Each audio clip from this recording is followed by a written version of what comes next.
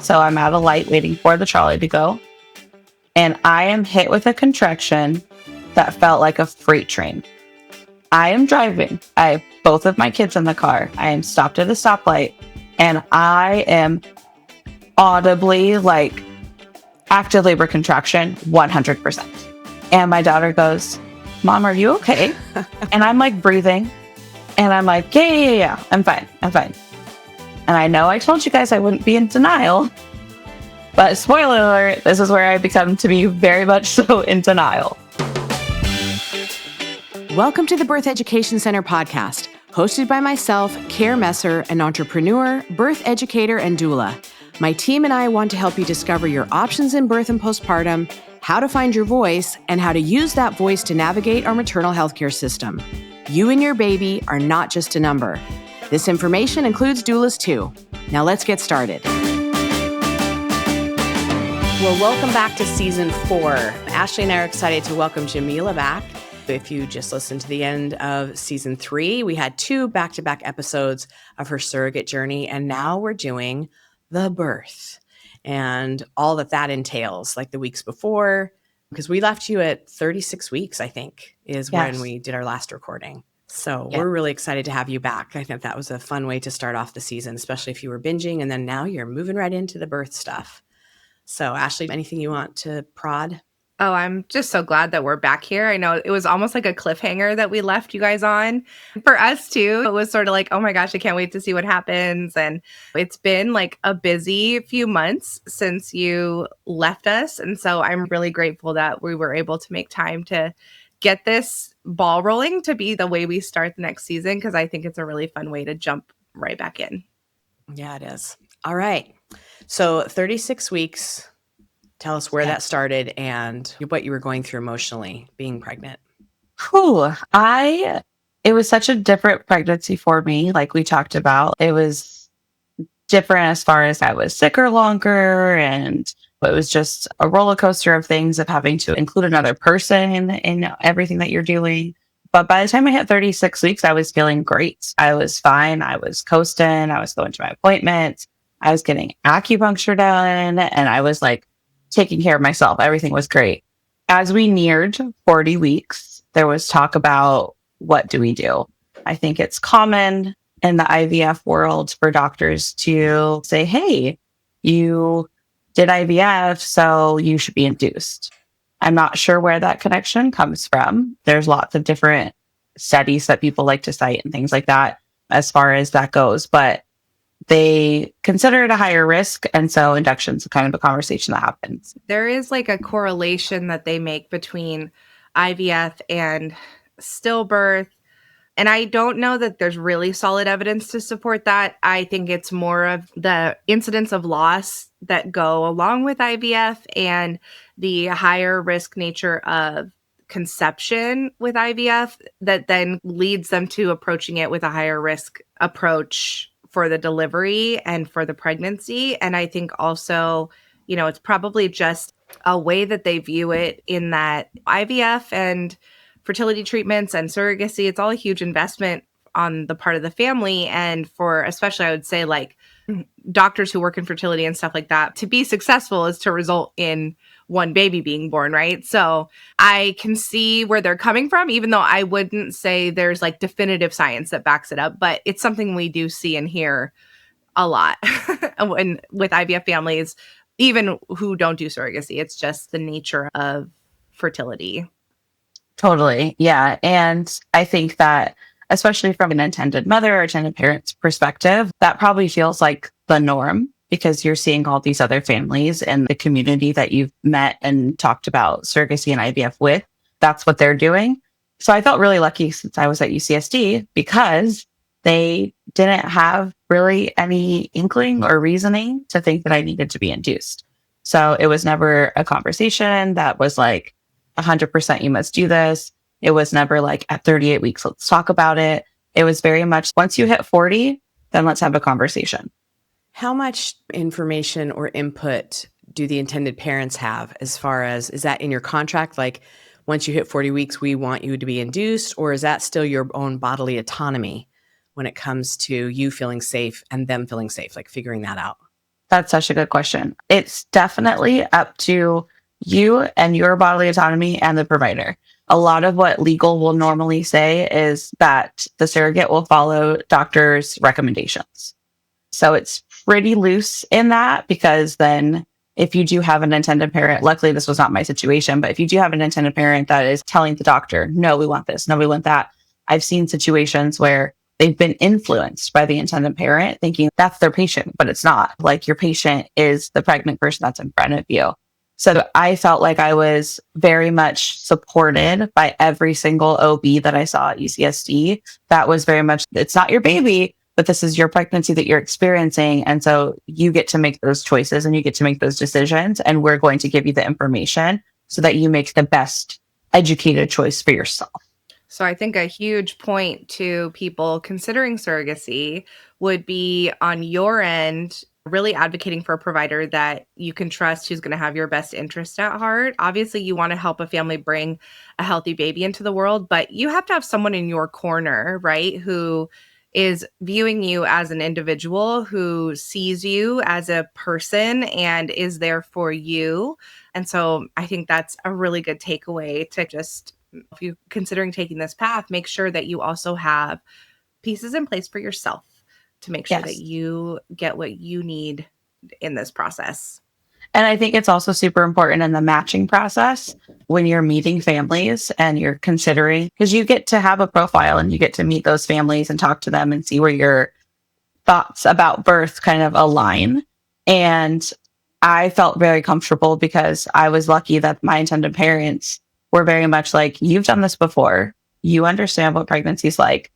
We give you lots of trust. We trust that you know what you're doing, and we trust that you're going to take care of this baby. And I think that's super important to talk about those things. Hey, I'm a little bit crunchier than maybe a different surrogate that you might pick. So I don't want to be induced. I don't want to have the drugs. I don't want to do those things. And so I make sure to say that when I meet a couple so that they are aware, okay, going into this situation, we know that this is what Jamilah prefers. If that doesn't align with what we want, then maybe we pick a different surrogate. So I think that's super important too.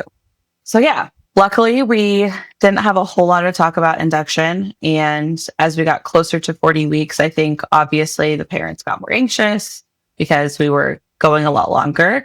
I think I touched on last time that the mom had a cesarean with her son. So she obviously didn't hit 40 weeks. It was much earlier for them. So she hadn't carried a baby to 40 weeks. So that was a whole new world for her, especially for me too.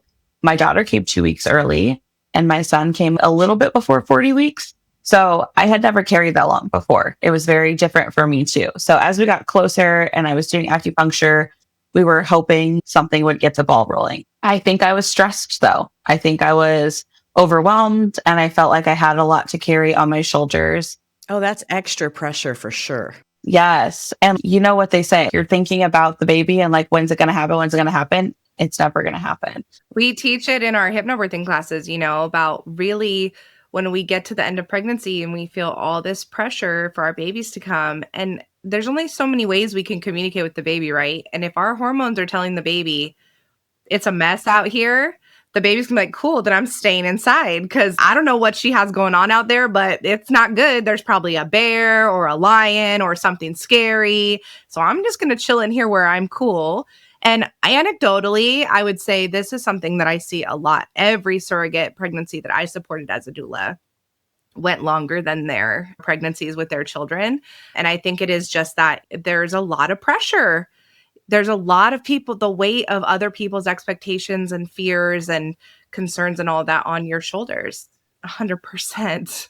You're basically like a magical fairy producing a baby and you want to get it right and you want to be able to give this family everything that they've been waiting for and hoping for. And especially in your situation with their losses and their difficult medical history, I can only imagine what you were feeling and going through in those last couple of weeks. So it does not surprise me. I think we even previously had chatted about, oh, I wouldn't expect this baby to come at the same time that your babies came because they tend to hang on a little bit longer. Yeah. And it is true. There's lots of pressure involved. And I didn't feel pressured in any way, but it did feel like it was watching a pot boil, like you're just like waiting and waiting. And is it coming now? And what about now? And how are you feeling today? And it was from everywhere, right? It was like everyone's wondering, are you having a baby yet? Oh, you haven't posted on social media today. Are you at the hospital? Literally anyone and everyone is asking me those questions. So leading up to it, it was one of those things where I was having contractions and I would have consistent contractions for about an hour and then they would fizzle out and stop.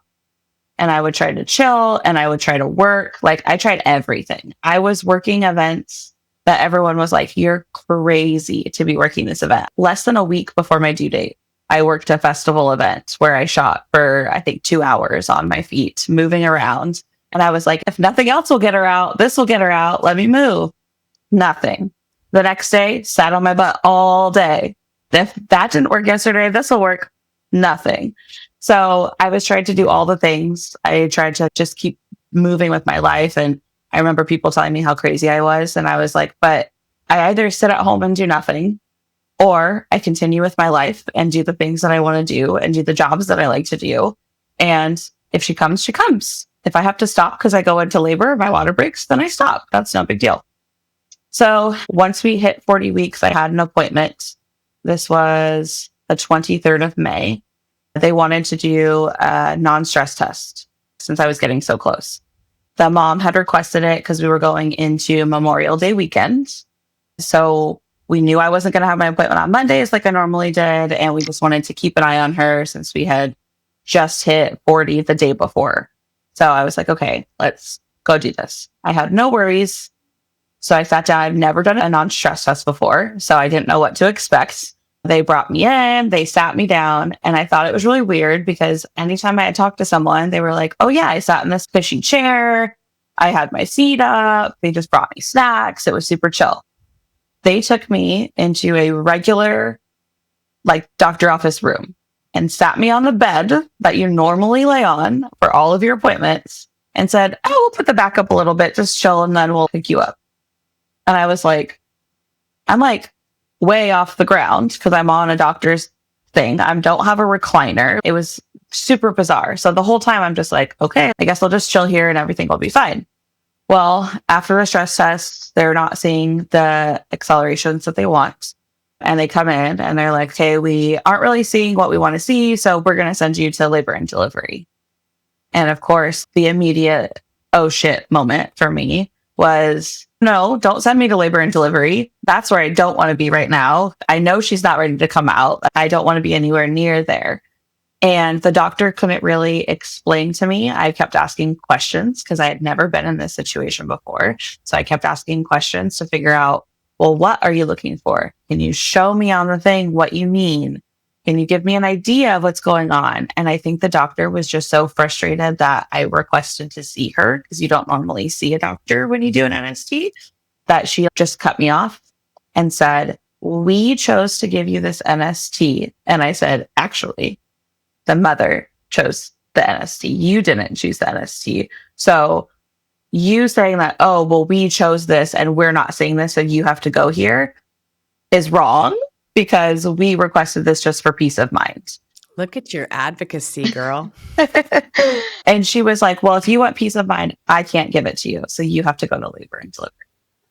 So I left there shaking, crying, freaking out. Obviously, I didn't have a birth bag packed because obviously I wouldn't do that or prepare ahead of time.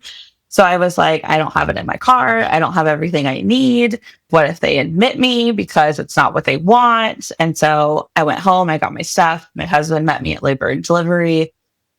I sat in there. We did another NST that lasted forever. I was there for over an hour. They finish it up. They come in. Everything looks great. We'll unhook you, send you home. Oh my gosh. Yeah.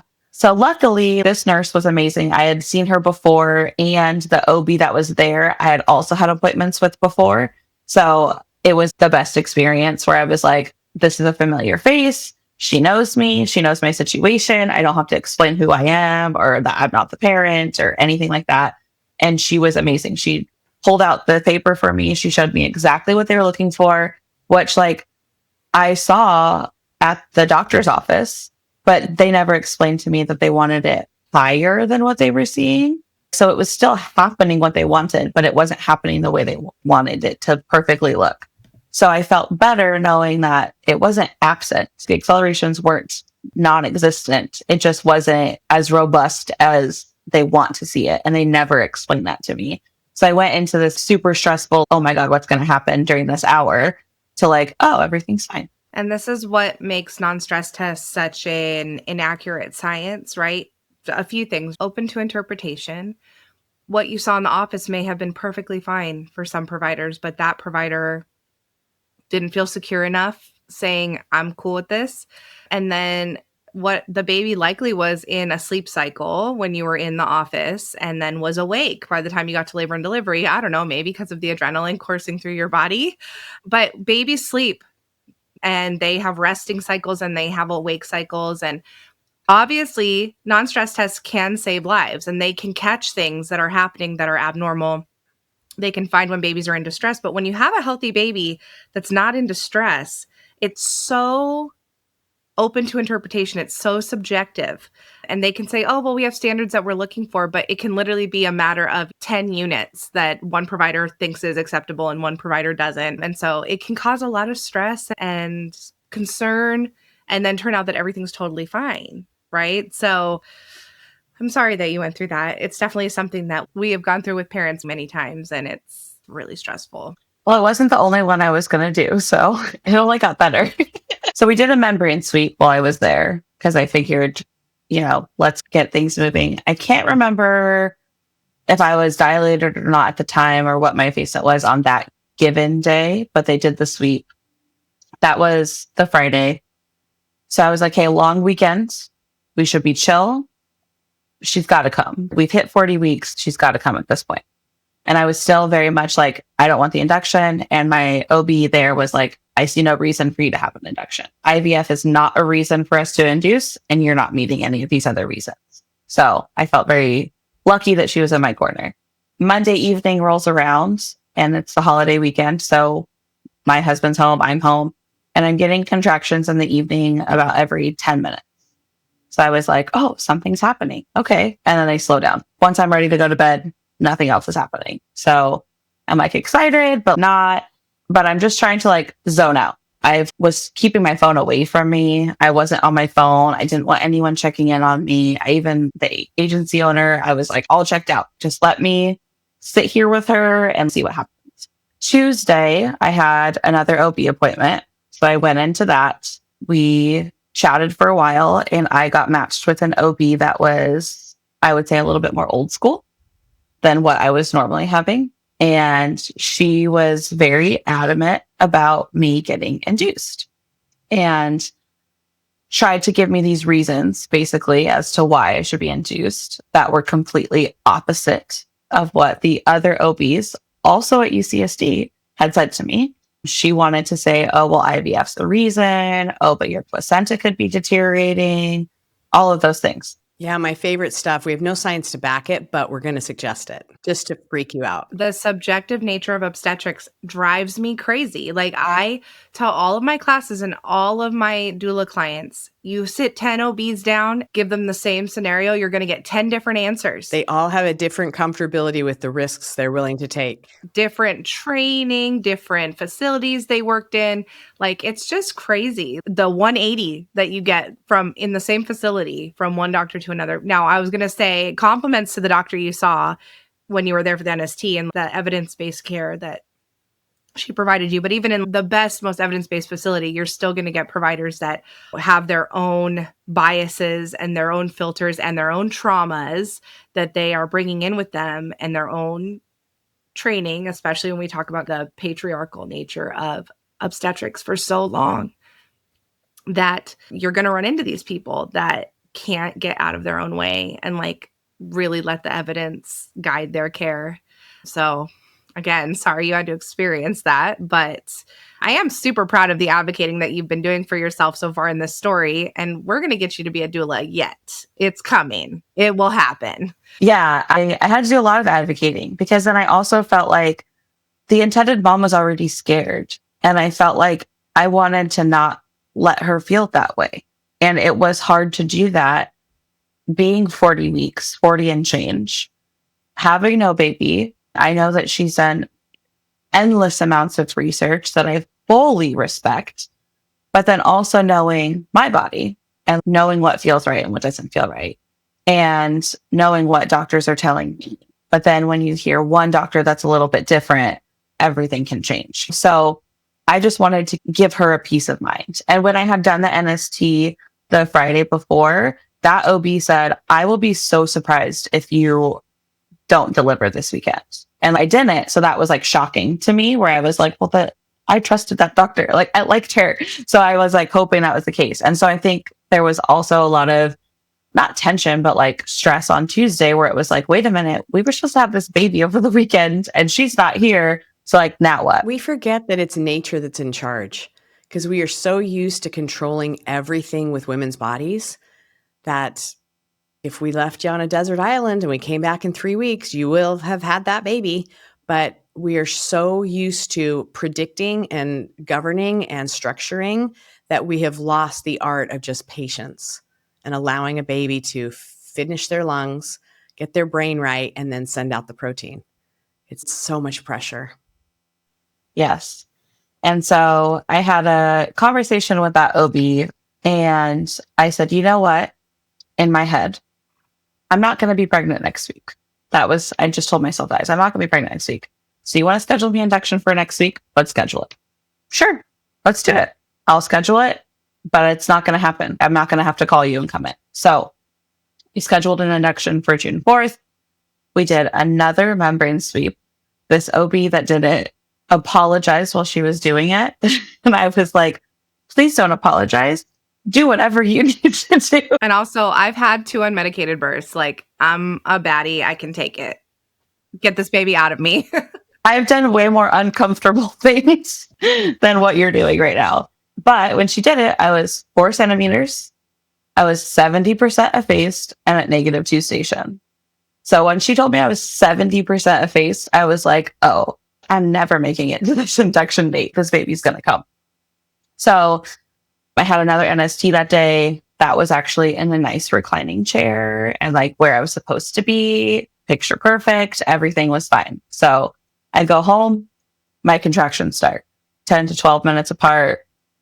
Basically, I was having them a little bit in the morning, completely stopped when I got to my appointment, of course, because my body was probably on high alert. Then they picked back up in the evening. So they still weren't super strong. They still weren't very close because they were pretty long, but I would take a second. So I'd be sitting on the couch watching a movie with my husband, and I would have to like stop and breathe through it for a second, but they weren't unbearable. So I just kept going about my day.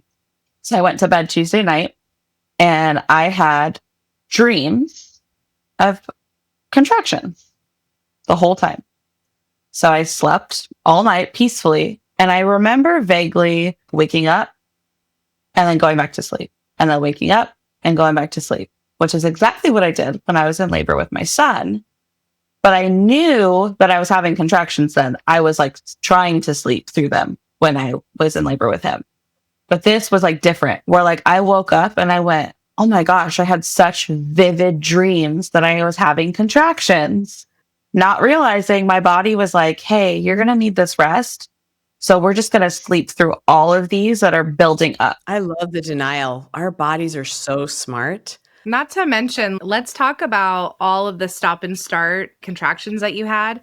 You were 4 centimeters dilated and 70% effaced. This is why we teach that there's no such thing as false labor, right? Your body's doing something.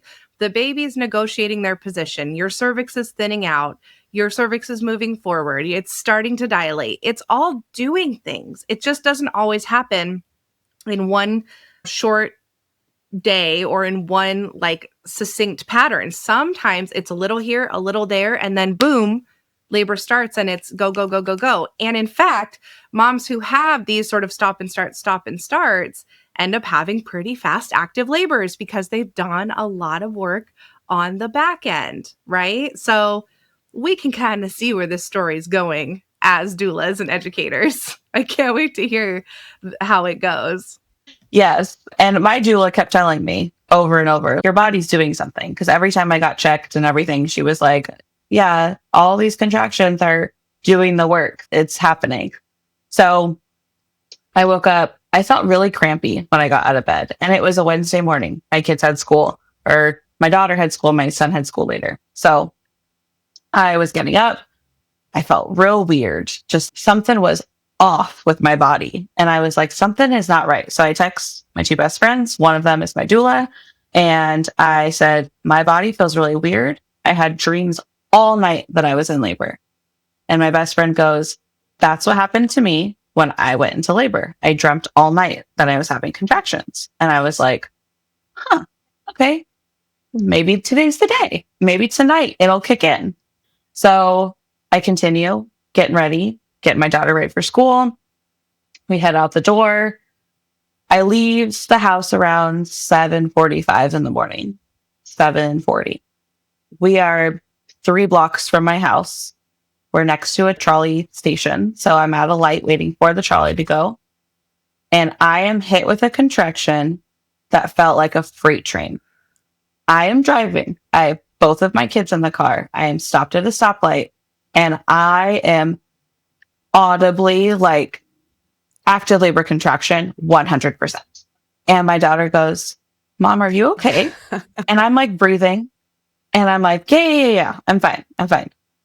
And I know I told you guys I wouldn't be in denial, but spoiler alert, this is where I become to be very much so in denial. You're like, I have to get them to school. Yes, exactly. And so I continue, but I have my phone on the dash and I open my contraction app and I immediately start timing for the next one.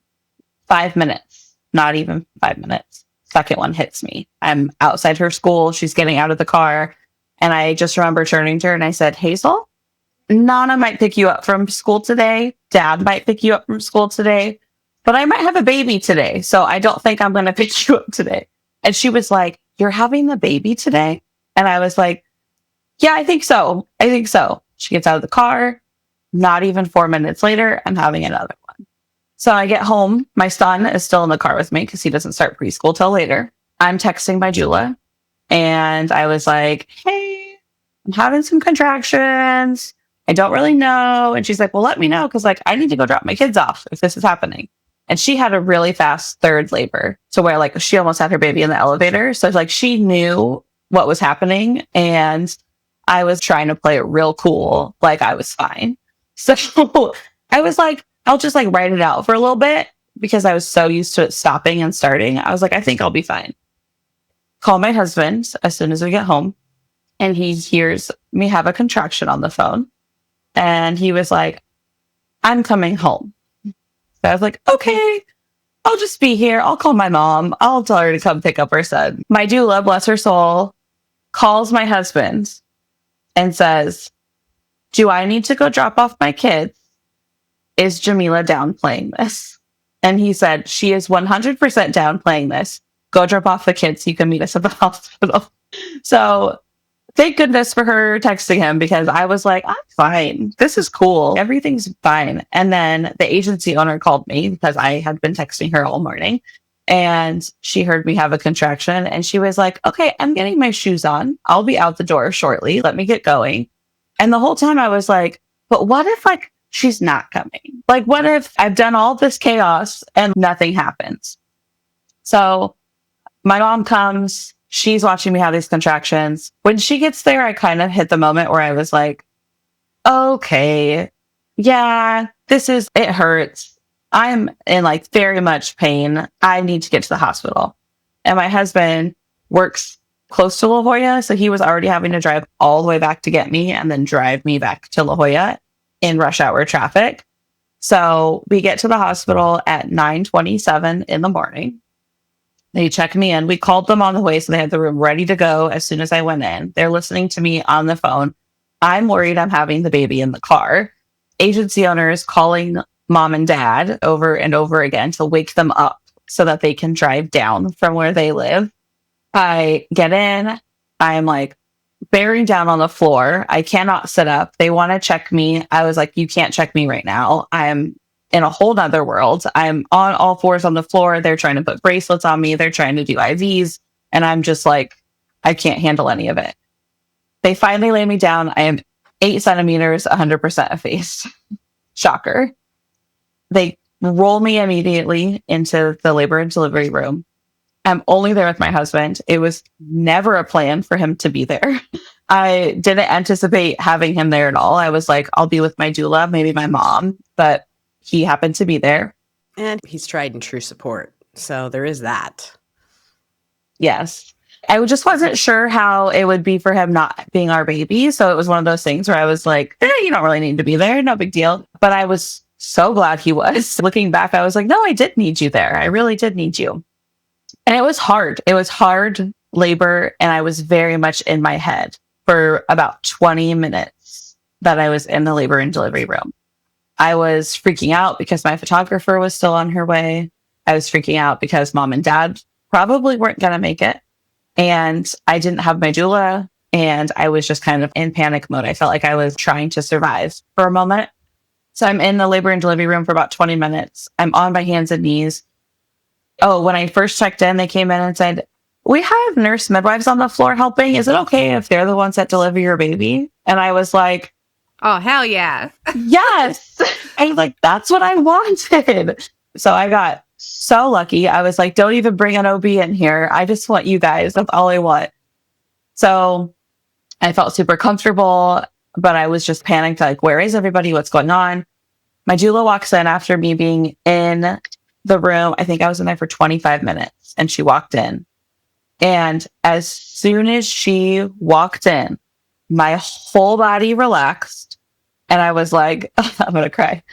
My doula is my best friend. So like, it was a really big deal. She walked in and I instantly felt safe. And I was like, oh, I can have the baby now. Caitlin's here. It's okay.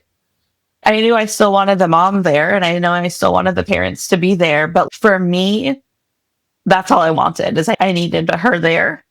And when she got there, I was like, okay, I can push a baby out now. Because I didn't feel it. It was weird because I was like expecting someone to tell me like, oh, it's okay to push, knowing they weren't going to. But I like felt like I needed to hear that or someone to be aware of where I was. And she came in and she came up to me and she was like, are you feeling pushy? And I was like, uh-huh. And she was like, you sound like you're like ready to bear down and just like do it. And I was like, yeah, I am. And she heard that and she heard me. And she felt me and just knew. And as soon as she was like, I hear you, you are seen by me, I know exactly what you're going through, my body was like, okay, let's push. I knew I was in a safe place that I could just do it. So that was like at 10-ish. My first contraction started at 7:45. This was at like 10 o'clock. And I was just ready to go. So I started pushing. The agency owner showed up. So she was there while I was pushing, which is great because I love her to death. She's like a friend to me now. And at 10:27, I turned to Caitlin and I said, this is taking too long. I'd only been in there for like 20 minutes. I was like, this is taking too long.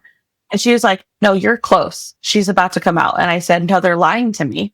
The midwife is telling me that so that I'll keep going. And I'm not having this baby anytime soon. This is a lie. I know. But she was like, no, she's coming. That was 10:27. 10:36, she was born. Flew on out of me. I barely tore, which was amazing, but she just literally, what is that? Less than 3 hours? 8, 9, 10? Yeah, less than 3 hours. And she was out from my first contraction. She had you so prepped. She did that early. You know, they know. No. Taking even the surrogacy stuff out of it, what you're describing as that getting in your head and feeling like out of control is something that moms who go through really fast labors, the technical term is a prodromal labor, very, very common. Right as you hit transition in a prodromal labor is like this, you're denying what's happening, right? And then it's like a reckoning of this is actually happening and it's happening too fast. And you get that flood of adrenaline and everything else. Yeah, and that oh shit moment. And it's something I will get moms all the time who are like, I want a really fast labor. And I usually tell them like, you might you not. don't. You don't. 6 hours or more is actually good. I find that moms who have 4 hour or less labors really experience what you're describing. And then add those layers on of intended parents and my husband's here and it was supposed to be my mom and my doula and all those other things. But it's very common. Your reaction to having a labor that quick is very normal and to be expected. And yes, getting in your head, and then especially that this is taking too long now because everything has gone so fast. The fact that it's taking 30 minutes for this baby to get out, it's like, no, now literally when I coach pushing in our class, I say at some point you're going to feel like everybody's bullshitting you and your baby's not coming and everybody's lying to you, but you're doing it. You are doing it. And you have to trust the process a little bit. But it's so funny that you actually said that, like, everybody's lying to me, because it's just hilarious because it's something we hear in the birth room and something that I actively tell people. At some point, you're going to feel like everyone in that room is against you and lying to you about what's going on and you're not making any progress, but you are. It literally feels like, oh, they're just telling me this so I can feel better about what I'm doing. You're doing a good job, sweetie. That's what it feels like. I also got to feel my water break all by itself for like the first time. My water broke with my son in the pool, which is a very different sensation. Yep. And being on all fours while I was pushing and then feeling my water break was the coolest thing. I was like, oh, now it's happening. And I think that probably was a lot of why I was like, this is taking too long. My water is still intact. What's happening? Let me get out of this. So yeah, she was born. Mom and dad weren't there. So I caught baby in between my legs since I was on all fours. They had the bed up. So I had my arms up on the bed, at the top of the bed. And so when she came out, I reached down, I pulled her up through my legs. I was holding her. Gentle beginning for her. Yeah. And I just remember holding her and saying, you made it. Like, you're here. Mom and dad are on the way. Your brother is on the way. You'll be here so soon. And then rolling over onto my back and holding her there. And I remember in our birth plan just talking about how, well, I don't really need to hold her. Like, I'll hold her after she's born. But the whole plan was I wanted mom to catch her baby. I wanted her to hold her, have the cord cut, and have her immediately. So it was never the plan for me to hold her as long as I did right after she was born. But I just had this moment with her that I think when people talk about surrogacy and holding the baby afterwards for closure and things like that, that it just made me feel so at peace with what I was doing. And it made me feel confirmed even more of like why I was there and why I did this. And I just got to hold her. They let her stay attached to the placenta, which was amazing. I was like, mom's going to cut this cord. Don't you dare touch it. I want her to be part of that. That's so awesome that, for one, that you had the support and the mental state to be like, mm-mm, and they respected that. That's why you were at that hospital. And I'll say too, I love the idea of mom cutting the baby and holding the baby right away. But from a physiological perspective, it's actually really important that you hold on to that baby and you continue to get that oxytocin and endorphins from holding that baby so that you are safe after the birth, right? Such an important part of that third stage, that you get that hormone feedback to get that placenta out and control your bleeding and all of that stuff. And it is something I have personally seen become kind of dangerous in surrogacy situations where they cut the cord and take the baby away right away, because even though it's not our baby, our body is reliant on the relationship to that baby in terms of ending this pregnancy in a safe way.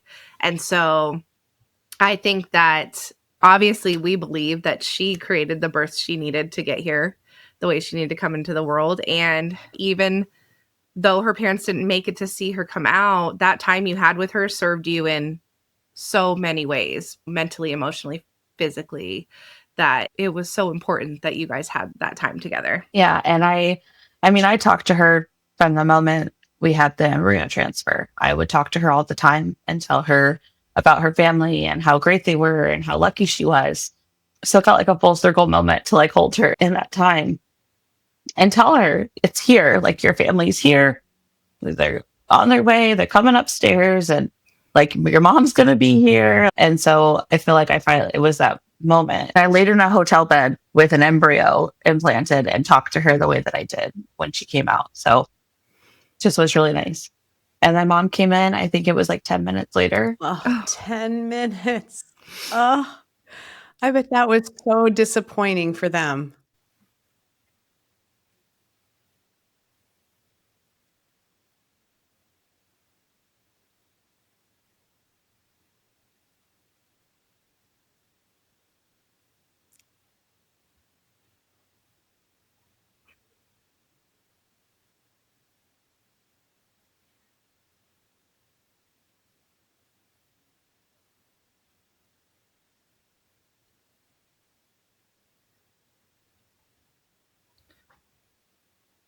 Yeah. Because her head was in your vagina. Exactly. I was literally like, please stop touching me. But I would say it really nice. I was like, I respectfully, I need you to stop touching me. Like, I wasn't yelling at them, but I was like really nice telling them, like, hey, I don't need you to do that right now. And they're like, we know, but also. And I was like, no, like, she's like, this is not okay. But I think that could have been a trigger for someone who is, wait a minute, no, I need my baby monitored at this exact moment. I need to make sure, even though she was on her way out. And I'm not saying that the intended mom that I had would have reacted that way, but I think it's a shock. I think it's a shock for anyone, even without birth trauma, to see someone deliver a baby unmedicated. Well, an unmedicated birth is feral. It's not the little Instagram story we see where they're just blissfully, yes, there are some women who do that, but for the most part, we are roaring and making noise and not making sense because we're in a feral moment. So that can be quite, take a deep Keep breath. in mind that most Instagram stories are silenced with beautiful music over them because the actual sounds would maybe get them banned on Instagram, right?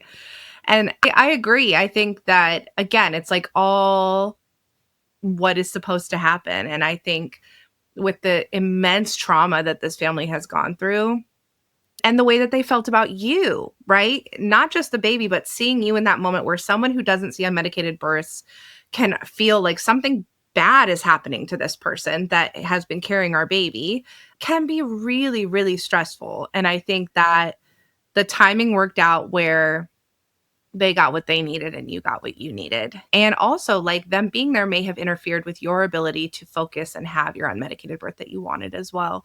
Maybe held things up, added additional pressure, additional emotional weight to what was going on, kept you in your head a little bit. And the fact that they weren't in the room just allowed you to be with your team and your body and all of that. So it sounds like all the pieces fell into place exactly how they needed to for everybody to get the best possible outcome for this birth. And I just love to hear that. I was going to rewind and ask, like, how did the agency owner finally get a hold of them? And what did they ever tell you, like, what happened, why they weren't picking up their phone or anything like that? Yeah, they had had a long night with their son because he just turned 1 the month before I had their daughter. So they had a long night up and down or whatever, and they were sleeping. And so she had called and they had been awake like way earlier and had gone back to sleep because of their long night. And so she was like calling over and over, calling both of their phones, and then had to wake them up and be like, okay, it's go time. And you could be prepared. You can have all the bags packed. But then when it is go time, you're like, wait a minute. I have to now think about what my son needs. Where's our dog going to go? Well, and they were up in Orange County, right? So who even knows what traffic's going to look like? Orange County is like the worst of the worst when it comes to getting on the road. So yeah, they had an uphill battle for sure. I'm shocked that they actually made it only 10 minutes after she was born. I thought it would be hours. Yes. And that's what I was shocked about too. And again, going right back to it happened exactly the way it was supposed to. I had the moment that I needed to have with her. And my photographer showed up literally, I think, 5 minutes before mom did. So I had just pushed her out. My photographer walked in, which was fine because it wasn't about me pushing her out. It was about the story and the connection. So she was there. She was taking pictures. She got mom walking in, meeting her daughter for the first time, getting the gown on, cutting the cord, and then being able to just do immediate chest to chest and be there with her. And then some really great moments of just the two of us when they had the baby, measuring her and all that stuff. Mom came over and we just held each other and had our moment together. But yeah, it was beautiful. And I can't even begin to describe the feeling of laying there and seeing her hold her baby and just the glow in her face and everything that just needed to be was there. I had made us bracelets for our first transfer that had failed based off of Taylor Swift's song lyrics. And I used Best Day Ever for our transfer day. And I wore it again on second transfer day. And then I wore it again when she was born. So yeah, we just had a lot of really great connections and moments. And it was beautiful. So beautiful. How was your postpartum? You know, they took the baby back. You're going home without a baby. What does that feel like? Because you're still having the same emotional things going on. I was surprisingly not as emotional as I thought I was going to be at first, my body just hurt. But sleeping and not having to feed a baby and eating warm food and not having to wait till it got cold to eat it was like really beneficial. They offered to send me home the very next day, but I took that second night because I was like, no, no, no. I have 2 kids at home. Are you kidding me? I'm staying in Hotel UCSD one more night. Thank you so much. So I stayed and they fed me and it was great or whatever. And so then I went home and my mom was a rock star and took the kids to school and every activity every single day for 2 weeks. So I didn't have to do anything. The only thing I did, which I probably would not have done had I had a baby, like a newborn, was my daughter had a dance competition. And so I got myself there. I sat in the audience. I didn't do quick changes. I didn't go backstage. I didn't get her where she needed to be, but I just sat there and I watched her. And then I waddled back to the car and got home. So that's not something you want to miss, right? And dance is such a special thing for Hazel. And I totally respect waddling yourself there to see that. I wanted to go back just a little bit when you said my body hurt. That's another thing with prodromal labor, right? Is I've heard it described by moms as a bowling ball ping-ponging through my pelvis, that it requires so much more of our body than a labor that takes its time. Maybe we think instinctively, like, if I'm labor a long time, I'm going to be so sore and so tired. No, prodromal labor is so much harder. And I have heard many times the recovery from a prodromal labor can be a lot harder than your first 2 births because it's like, boom, that freight train thing. So I'm not surprised to hear you say that you were sore because you went through it on that day. And I'm glad you said that because in my head, I was asking myself, did it hurt this bad?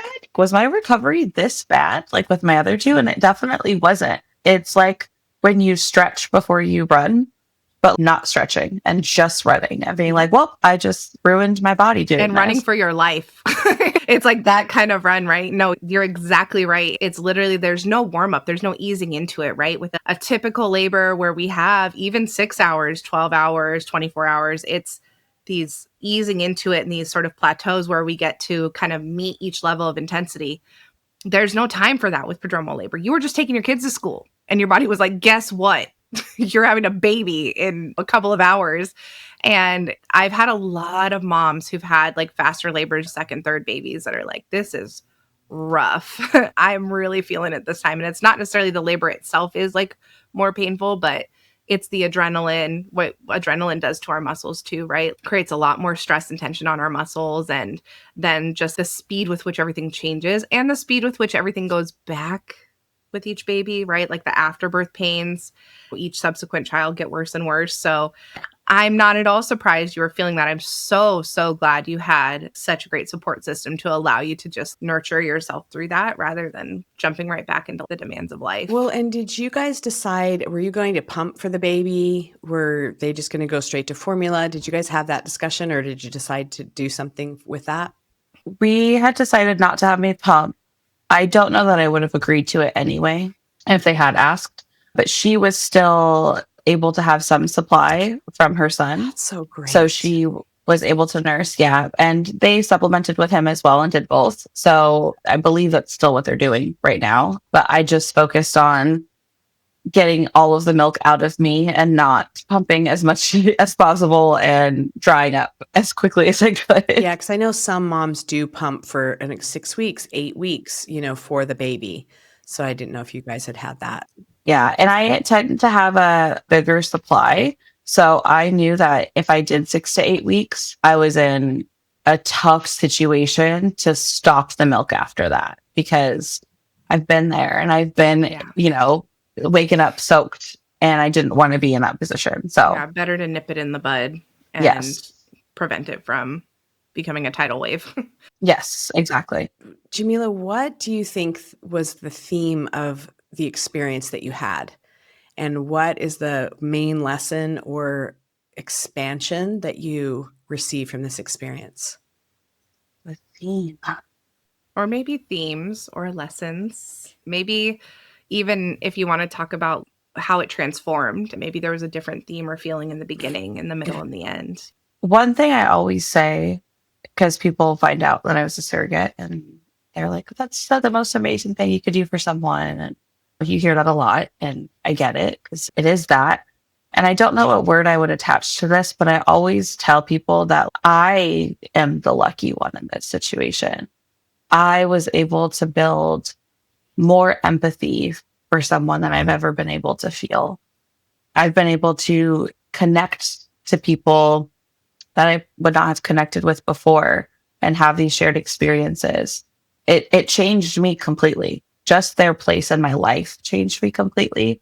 But also being able to have this experience where I love birth. I love this community. I love being pregnant. I love this thing.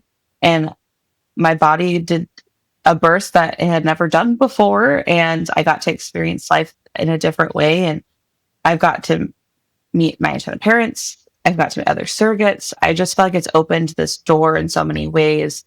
And even on that note, with my job, I am now wanting to reach out more to families that have gone through IVF.